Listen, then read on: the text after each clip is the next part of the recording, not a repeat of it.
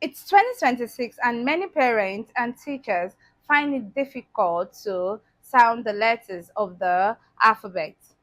That's often why children find it hard to read fluently. Let's fix that this year together. With my first A to Z flashcard, I'm going to teach you how to sound the letters of the alphabet and also how to blend with it using this flashcard. So let's sound the letters.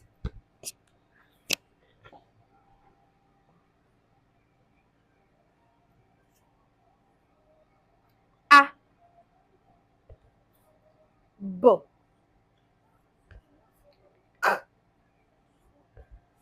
D, E,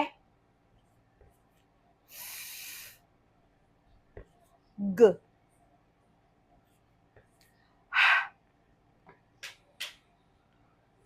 E, J, L, M, N, O,